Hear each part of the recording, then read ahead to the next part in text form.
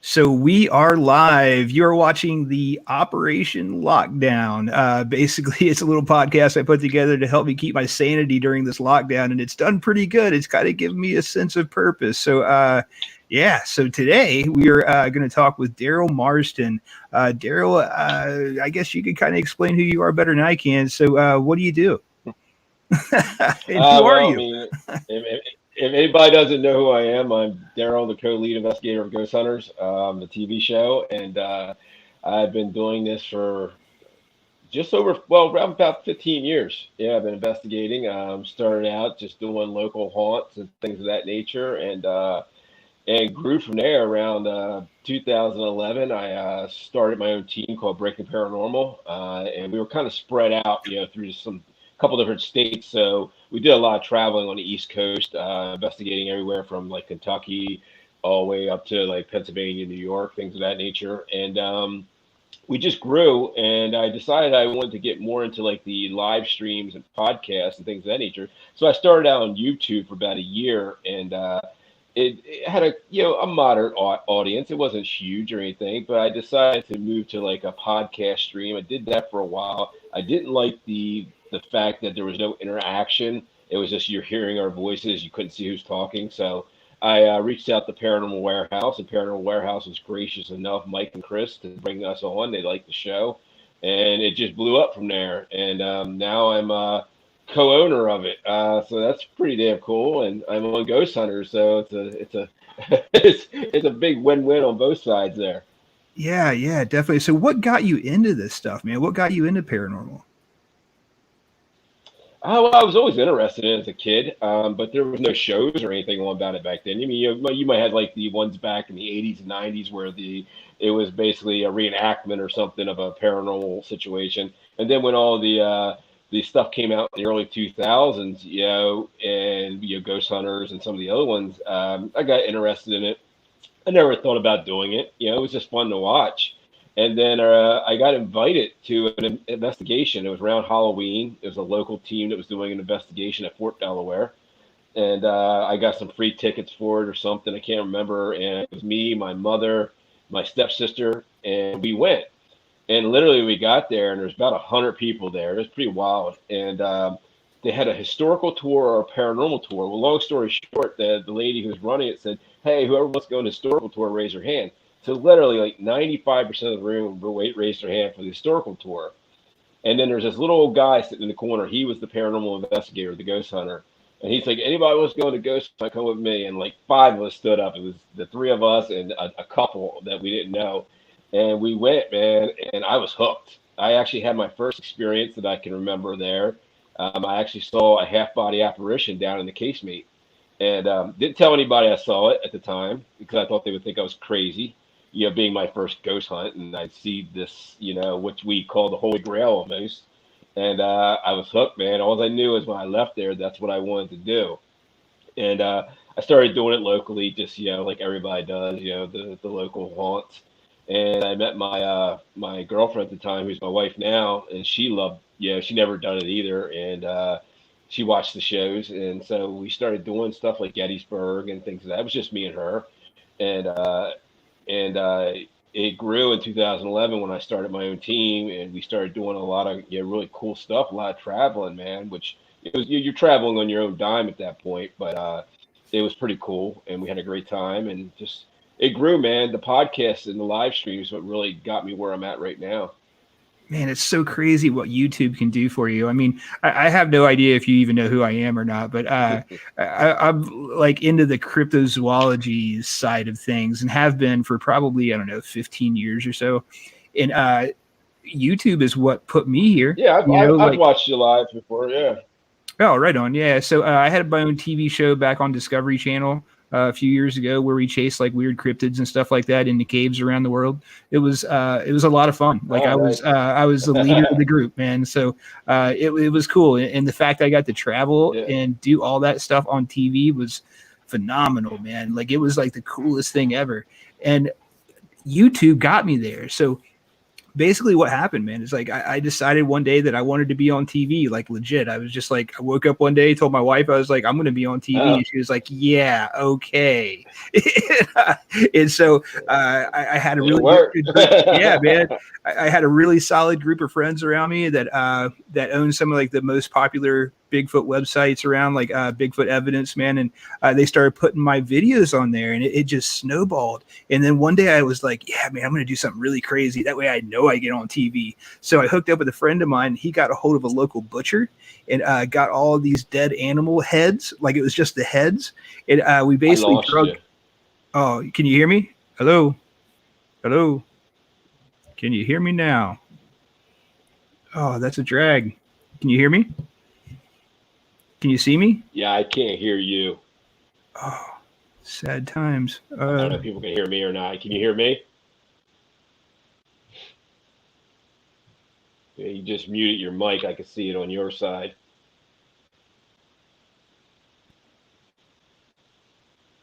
Can you hear me now? Can't hear anything. Thanks, man. Sorry. The beauty of doing a live stream. Been there, dude. Yeah. All right. Can you hear me now? Hello. If anybody is out there and you can hear me, like, all right, Mary Jo, can you hear me?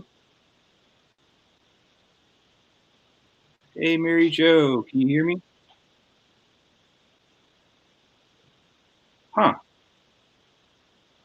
Well, hey guys, can anyone hear? Oh, Mary Jo said they can hear me. So I'm not sure, man. Can't hear anything, dude. It's on your side. It's you. Unplug your headphones. Turn them off. Turn them off. Turn it off and go back in, or? Sure. All right.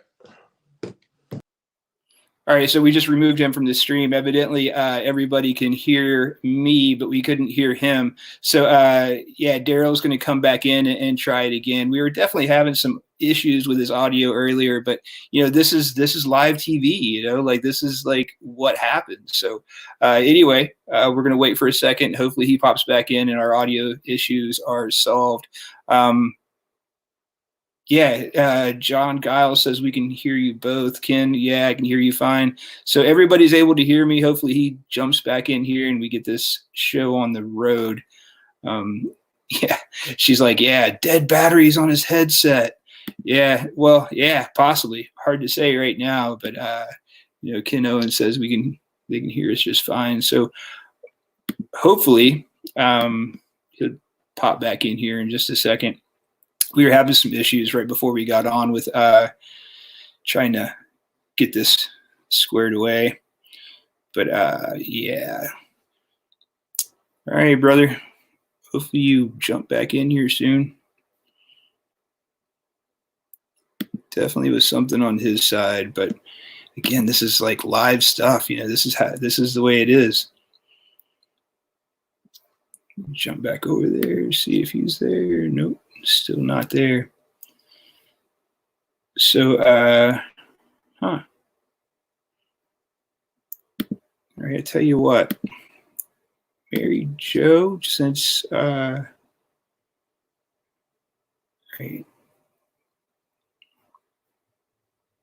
Gosh, I'm sorry, guys. I feel bad.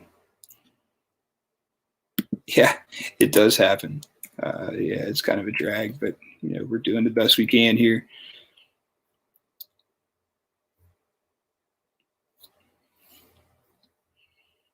And I just sent him another link, so hopefully he pops back in here in just a second.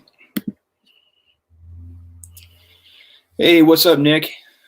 Thanks for joining us, brother. All right, so it sounds like somebody texted me. Daryl just sent me the thumbs up, so he's trying to get back in right now. I bet he was just trying to figure out his side of the audio issue. Jen, what show were you on? Don't mean to. Yeah, so back in the day, I was on this show called Monsters Underground. Basically, we just traveled the world and looked for weird things everywhere. All right, buddy. Can you hear me? Yeah, I can hear you. Can you hear me now? Yeah. All right, cool. Yeah, I don't know what happened, brother, but everybody out there was like, "Yeah, we can hear you fine." I don't know. This is weird. Was it on my end? 'Cause I couldn't Yeah. hear you. Okay. Yeah, it must have been on your end, but it sounds like we got it figured out. The little weird audio glitch is back, so maybe when you put your headphones on, we'll be back to good to go. All right. Let me get them turned on. What did I miss? Anything? Yeah, just me talking to myself. It wasn't that much fun. All right. That better? Oh man, perfect, absolutely perfect. So yeah, man, I was saying that back in the day, I decided to get all these freaking heads of all these different animals, and we legit like made a video and stuck it on YouTube of us trying to like attract Bigfoot with heads of animals. And a production company saw it, and they were like, "Yeah, you need your own TV show." So not long after that, man, I was on TV. It was nuts. But it sounds like you had a similar awesome. story, right? Like you basically made a bunch of cool videos and. Well, yeah, no, I mean, I wasn't even thinking about getting on TV, to be honest with you. I was very content with what I was doing with live streams and podcasts, and it never crossed my mind. I didn't know anything about TV or anything like that, and I wasn't even watching any of the shows at that time because there was just nothing out there that interested me. And I got the call, man. It was I was very blessed, and I got the call from people in LA, and they liked what they were seeing, and next thing I know was flying out there and interviewing for ghost hunters, and then we're on the road. Nice. And here we are now. Yeah, that's crazy, man. So what production company does Ghost Hunters? Pilgrim. Oh, right on. Yeah, man, they do a lot of stuff, even in like the crypto world and stuff, man. That's really cool. Do you know Jay Bloomkey by chance? Yeah, do you know Jay Bloomkey by chance? Yeah, he used to be one of the producers. Yeah, he was a producer for Ghost Hunters back in the day before they like split up and they come back. Okay, that's where I know the name. Yeah, that's where I know the name from. Yeah. Yeah, he's just a good friend. But yeah, man, what do you think of TV now? Like now that you're on it, you've experienced it. Like, what do you think about it? I love it, man. It's a lot of work. People don't realize how much work it really is. I mean, I don't know about other shows, but our show, I mean, we're working sometimes 12, 16-hour days, and that's 5, 6 days a week, and you get maybe one day off, and you usually get called for something to do something that they need. So it's man, especially when you're on the road, you're away from your family for 2-3 weeks at a time, sometimes a month at a time. And you're just, man, you get on the road, you're eating like crap. You usually, I literally, I mean, and I can say the same for probably all of us. I literally put like at least 10 pounds on every time I go on the road. And when I come back, I shred it like in a week because I'm just eating like pasta and heavy foods that I usually don't eat. And your sleeping schedule's all jacked up, and you're just all over the place, man. But it's a lot of work. But I tell you what, I wouldn't trade it for anything because, especially in the direction the show's going in right now, especially in season 2, the things that we're bringing to the table, the new equipment, we're using, equipment that's outside the box. It's been used by the military and by scientists and NASA, like the EMCCD camera and things of that nature that have never been brought to paranormal before, and we're getting great evidence on it, and then we're sending that back to the actual experts who work in the field, scientists, and they're like, they can't explain it. That's big, man, when you can do that. Yeah, absolutely, man. There's a lot of new technology, and a lot of people feel like the technology is catching up to the ghost, if you will. Like at some point, we're going to have the technology to be able to actually document these things. And what do you think it's going to take for us to do that? I think we're starting to do that, to be honest with you, because some of the equipment we're using on season 2 that we were able to get our hands on with the EMCCD camera, which it's been used for 30 or 40 years between the military, NASA, and certain science fields to capture photon events. So one of the theories was the photon, the paranormal, ghosts, whatever you want to call them, are made up of photons. And we've been capturing these photon events. We've been capturing almost full body apparitions with this camera since we started using it. And then when you send that back to a scientist and say, "Tell me what that is. Can you explain that?" And they're like, "We've never seen anything like it." I think you're bridging that gap, and you're starting to gradually move it from a pseudoscience to a science at that point. And that's what we want to do. It might not happen today or tomorrow. It might take 5, 10, 15 years, but we're moving in the right direction. And that's what we're trying to do on the show. Yeah, that's awesome, man. So when you guys are using this gear and stuff, like, have you created like patterns to look for? You know what I mean? So like when you're using this new gear that people really haven't heard about, that means that you haven't had a lot of experience with it. So when you're out here using that gear, are you finding patterns that you're able to like use to hopefully like predict things, you know? Yeah, when we use the data recorders, we use the data recorders with a lot of things we use, and we're seeing with a lot of residual haunts, you're getting high pressure spikes at the same time you're catching evidence. What do you mean high pressure spike, recorder, man? The EDIs and things. I'm sorry, I didn't mean to talk over you. EDI, which is the EDI plus. No worries. The EDI plus, which we implemented and brought in season 1. Basically, what it does is it measures temperature, increase, decrease. It measures pressure. It measures EMF and humidity. And what we're seeing is when we get this device set in a room, and say if you're getting footsteps or you're getting EVPs, at the same time we're getting these within seconds, or right at the same time, you're always getting pressure spikes, and we're really starting to document that. And so for some reason, the pressure is changing in the room or in the actual location that you're at the same time that we're getting activity happening. We still haven't been able to say why, but we know it's happening at this point. So when you say pressure, are you talking about barometric pressure? Yes, barometric pressure in the actual device that's what we're seeing when you're getting this activity in the building, like say in a room or wherever you are and you're doing your investigation. Most of the time we're getting like residual, energy, like, a haunt that's actually like a tape that keeps playing residual. We're getting these pressure spikes. That's some of the stuff. I mean, that's just some of the stuff that we're actually able to document and record, and we're still working on all that. We don't know why it's happening like that. We can't say, oh, it's happening because, this certain thing is going on. We don't know yet, but we know when this residual energy is happening and residual haunt, we're getting high pressure spikes every time. Yeah, I'm really interested in that because a lot of the places that I have investigated, I believe, are kind of residual haunts. But I think that also, again, man, I can't. Yeah, that sucks. Yeah, so we keep losing audio. My headphones. Yeah, can you hear me now? Hello. Can you hear me? I can hear you. Yeah, I can't hear you. This is rough, brother. How about now? Can you hear me now? Like, can you hear me? Hello? Testing. Yeah, I don't know what that is. You want to? I'll go back out. Send me the link again. Yeah, we'll try it one more time, man. And if this don't work, we'll try something else.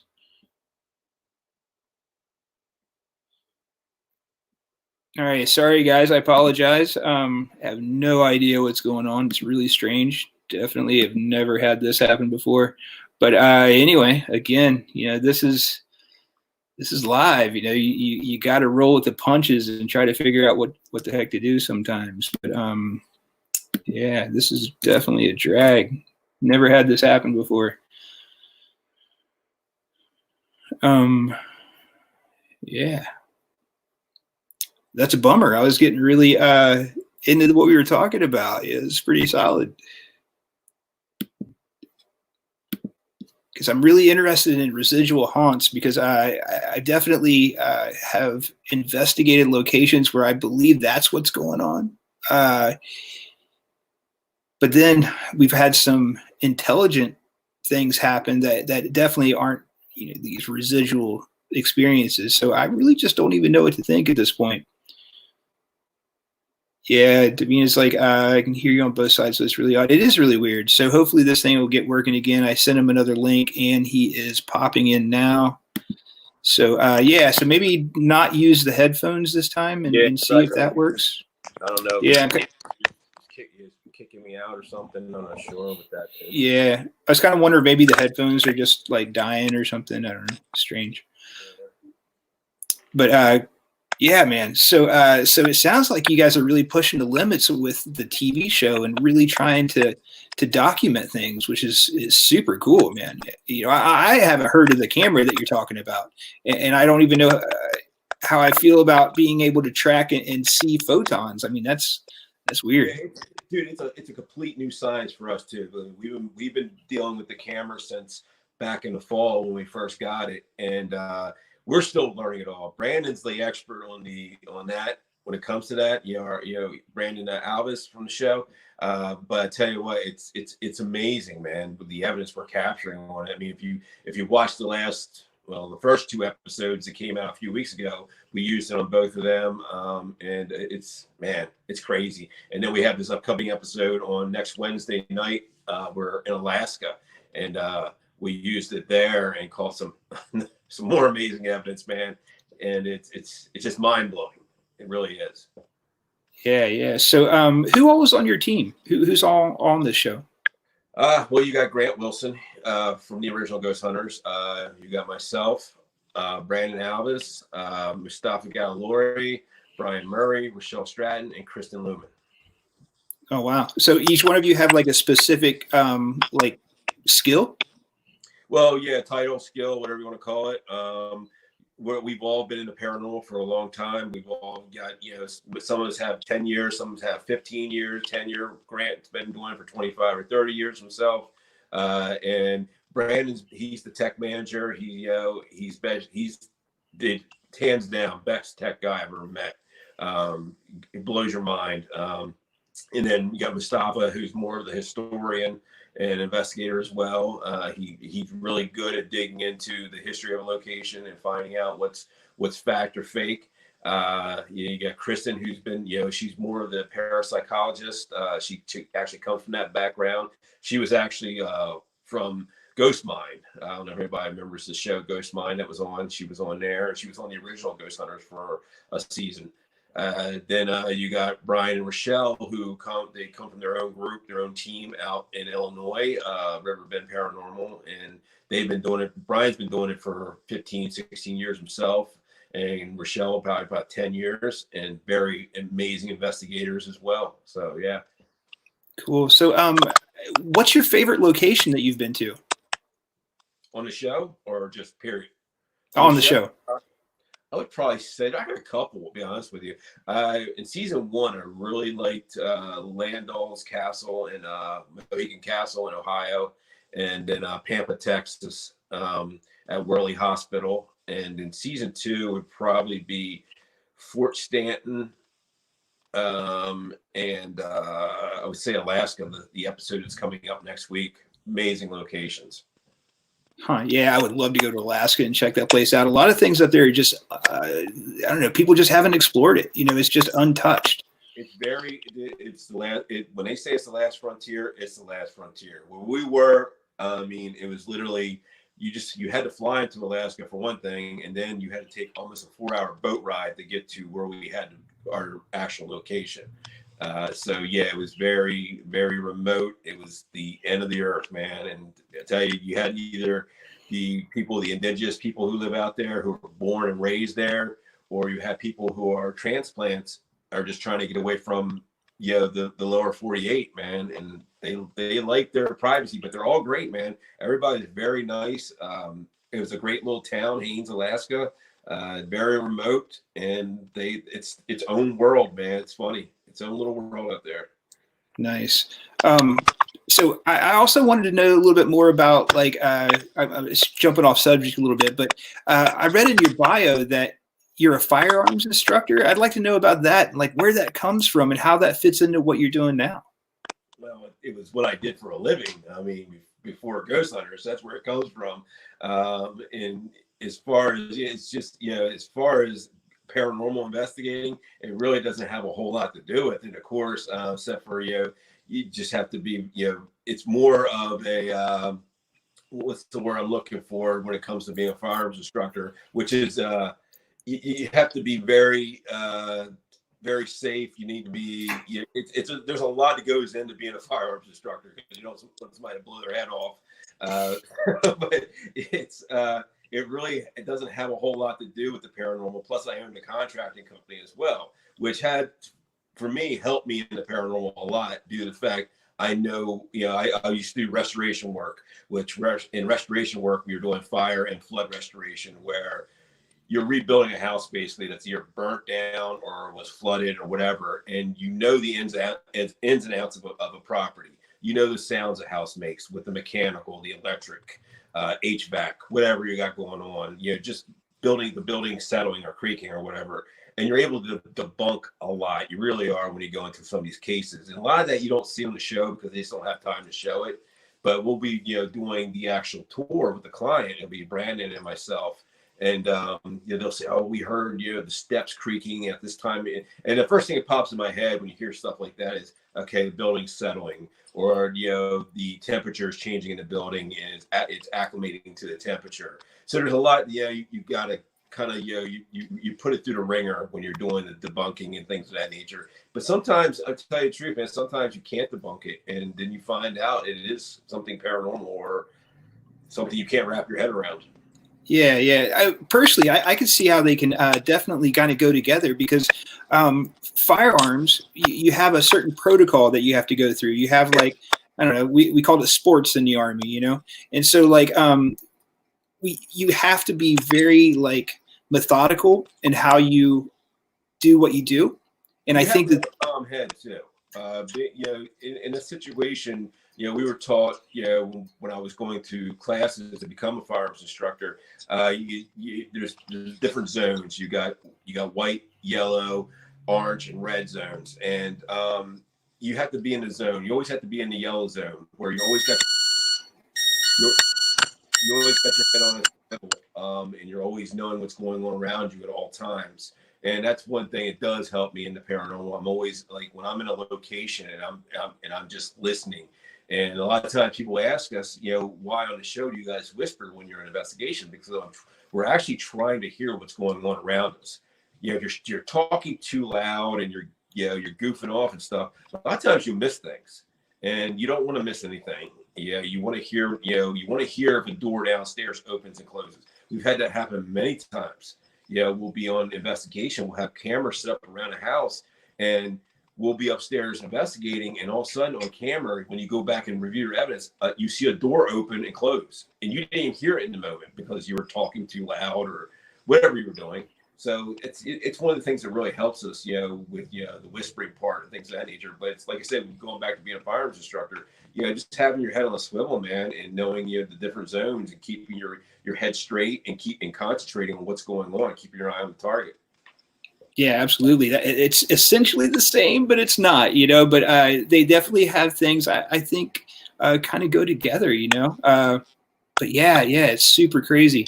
So, what's next for you? What do you have going on now? Are you still shooting the show? What are you guys doing? Well, right now, we're in quarantine like everyone else in the world. How are you handling that, brother? How are you liking this quarantine thing? It actually was in the beginning. In the beginning, it was a really nice break. We actually were. The funny part is we were actually God bless it. We actually were able to wrap season 2 in February, and then all this stuff hit. I was right in the middle of doing like a kind of like a paranormal tour with doing different events and things of that nature. We had to put a lot of those on hold. We got a few out of the way, and but been sending home, and for the first month it was pretty damn good. I'm like, I can deal with this. And now I'm going a little stir crazy. I'm like, I need to get back on the road and do something, because I'm just trying to find projects around the house, and I'm running out of projects, and you can only do so much. And but no, we're dying to get back out and start filming again. And the new season just came out, 3 weeks ago, not even quite 3 weeks ago. So it's still all fresh, and we're just pumping out the episodes. We're still filming promo stuff, but we're all having to do it at home on our phones and things of that nature. We're still filming. It's just stuff, from our house, just kind of promote the show, and doing a lot of podcasts and live streams and radio shows from home. You can do all that from home, of course, like I'm doing right now. And then basically just waiting to get back out, man. And then, I've got Paranormal Warehouse, which I'm part owner of, and been working on projects with that, bringing in some new shows and things of that nature to pump up the viewers and things of that. So I'm pretty busy, man. Nice. So what is Paranormal Warehouse? Paranormal Warehouse is the largest paranormal live stream in the world. Basically has over 500,000 followers just on Facebook alone. And what we're doing right now is we're building up the YouTube side of it and still building up the Facebook side of it. So yeah, poor Daryl, man. Like, I think he's definitely having like you're definitely having like a connection issue. Really? Yeah, man.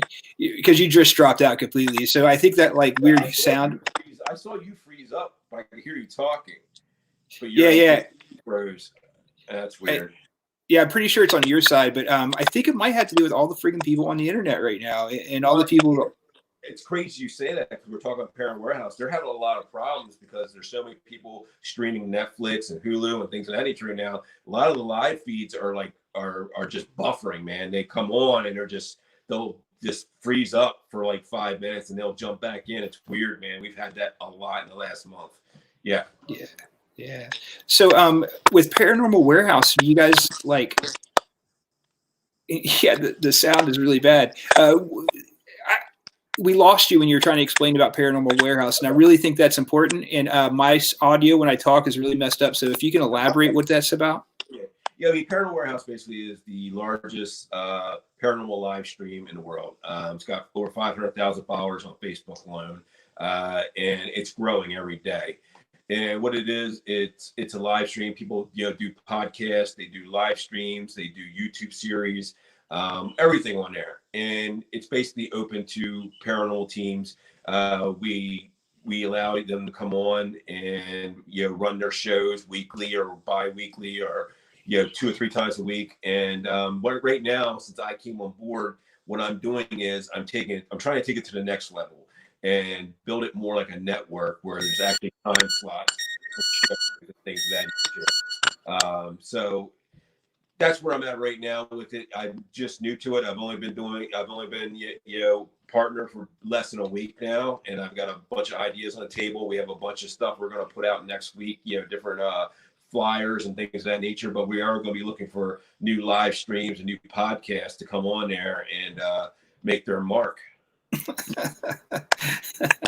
Man, if I could get this network thing fixed up, man, I wouldn't mind being part of that. I'm really starting to enjoy this whole podcast thing. It's been a lot of fun so far. Yeah, for sure. Yeah, hit me up, man, after the show. Yeah, for sure.